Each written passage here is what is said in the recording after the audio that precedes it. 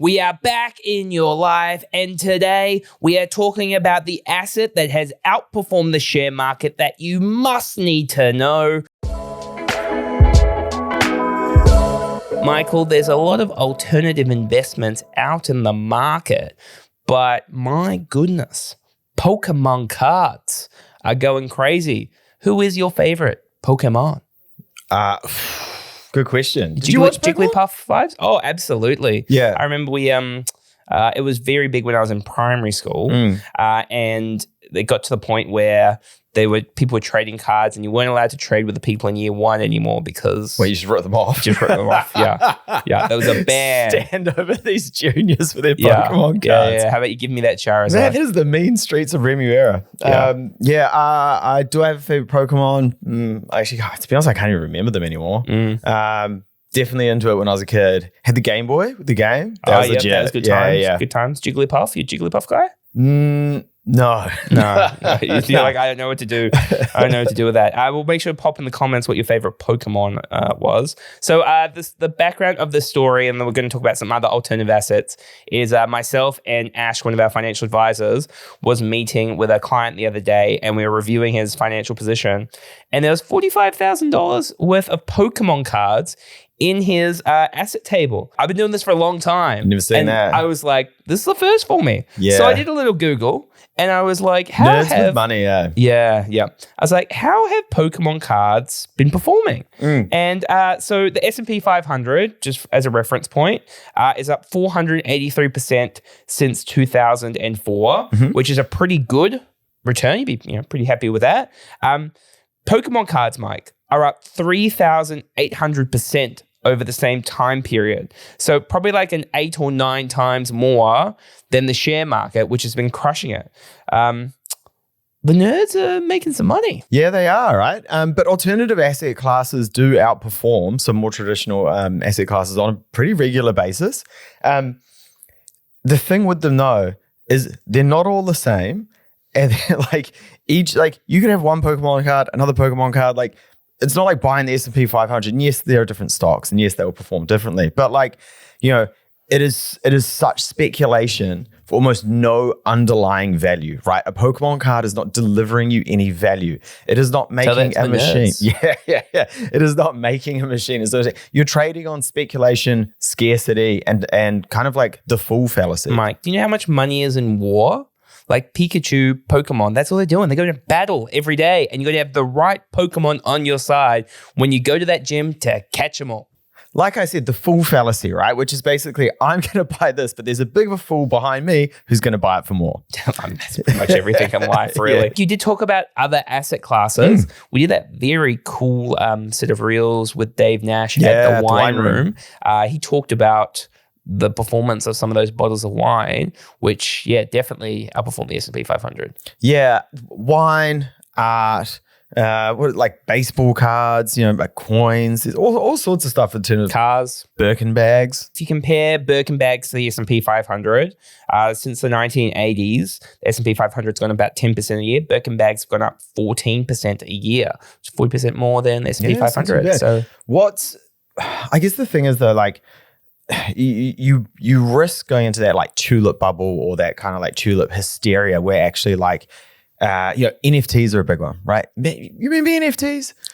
Fee. Matt's mum asked me, what's an NFT? And I'm like, that's the whole thing, Fee. Nobody knows. That's why they're not worth anything. Yeah. And they were going for millions of dollars, and now they're all worth nothing, right? And that's the thing is if you get caught up in the hype and the hysteria and you pour all your money into it, you could be left holding the bag, and that bag could be worth nothing. Yeah, and you touched on it before around what is the underlying value. If you buy a property, there is somebody who needs to live somewhere. There is rent being exchanged. If you look at the share market, somebody's going around hustling, selling a product, selling a good, a service, whatever it might be.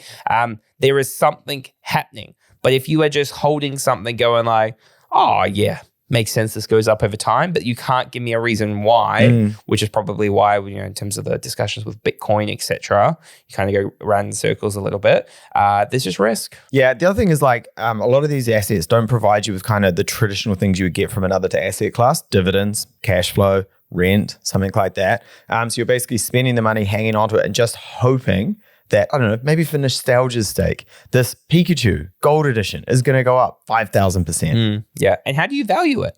Like, That's in the terms thing. of, there's not You got to ask another nerd what they think about it. Yeah. Want to buy my card?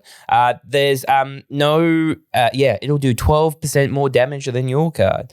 Do they play with them though? I think they play with each other. But do they actually play the game? Is there a game that they're playing, or are they just collecting? Because it's like it's got points on it. God, I sound old. God, I sound old. There's also Yu-Gi-Oh! That they like. Nah, man. Like if you're collecting Yu-Gi-Oh, take a long, hard look at yourself in the mirror. Be like the cool kids and get Pikachu cards. Yeah, exactly. Pikachu cards.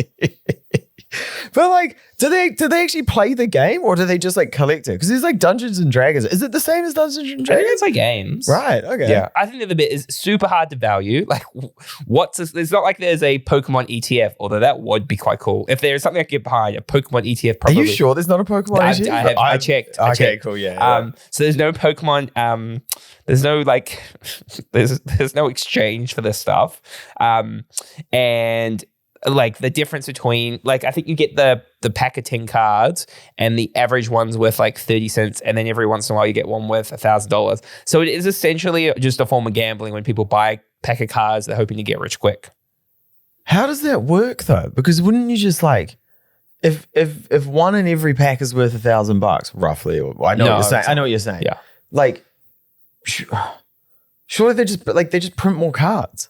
Like there's no scarcity there. You can just print more cards. I think that's part of the whole thing is that they only produce so many of the good cards. Oh, so it's like a limited run. Yeah. Right. Okay. Have you ever been to Armageddon? Don't mean to ever get like...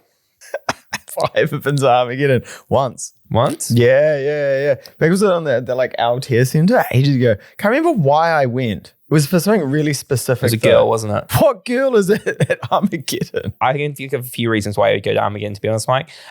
If we went to I wonder if we could go to Armageddon to do a live podcast. I can assure you that's never happening. On alternative assets. And like people can bring up their Pikachu cards. No, I'm not going to Armageddon. Okay. Yeah. Write Armageddon in the comments. No. If you want James us. and Emily can go to Armageddon. Yeah. And would you want Mike to dress up as? Wrong answers only. The other thing though, coming back to the value of Pokemon cards, I've heard is it also depends like movies that are dropping and what? TV shows or magazines or like any any sort of Pokemon related stuff. If a new character or an old character features in this thing, the value of the card goes up because they've been featured recently. So like hypothetically, it could be like the like some of the US politicians, where if some people are holding undervalued Pokemon cards, they feature them in a new movie, you get a spike in the asset price. So anything can happen, Mike, when it comes to Pokemon cards. I guess the other point, Mike, is this is an important point to touch on. This is not personalized financial advice where we're saying to start to invest into Pokemon cards.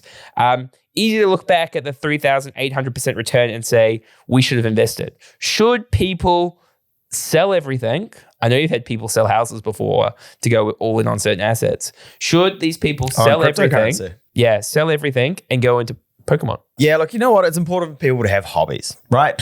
Should you sell your house to go in on Pokemon cards? Absolutely not. It's the same as every alternative investment though, right?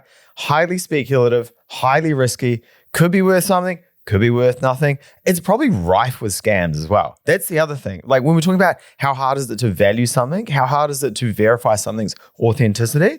Like provenance is huge with art, right? You've got to prove where the painting came from and how it got where it is. Like, mate, like you can't prove that any of this stuff is real. A lot of wines get faked as well, right? Like the ultra high value wines. So yeah, look, it's a hobby. Yeah. Right? Do not try and get rich off Pokemon cards. If you have, come on the podcast. I'd love to do an episode with you. I would honestly, I would love to see what I don't know, $1 million Pokemon card collection consists of. I would love to see if you showed me 2 Pokemon cards, if I could see the difference between a good one and an average one. Yeah, I'm gonna say something good. I know you're immediately gonna laugh, but you know that show Porn Stars? No. where they go on and they go like, hey, I've got this like rare Lord of the Rings thing that's gone up in value. Yes. And then they like negotiate on the prices. I love porn stars. Yeah. I feel like Pokemon would thrive. I feel like Pokemon would thrive in that environment where you're like, they're negotiating on the price of Pokemon cards. Yeah. The big thing, right, is this is just another example of people trying to get rich quick. Unless you're super passionate about it, then it's probably like you're just putting money towards something that you find fun. Obviously, the fundamentals of getting ahead in life. Get your income as high as you can. Don't spend all your money through a budget. Have some money left over. Pay down debt, buy property, invest into shares, be consistent. If you want to have like a couple of % in some of these alternative assets, go for gold. But if you can't articulate why they're worth anything, then you shouldn't be investing in them to start with. Absolutely. Cool. All right. Make sure to like, review, subscribe. We'll catch you next time. Cheers.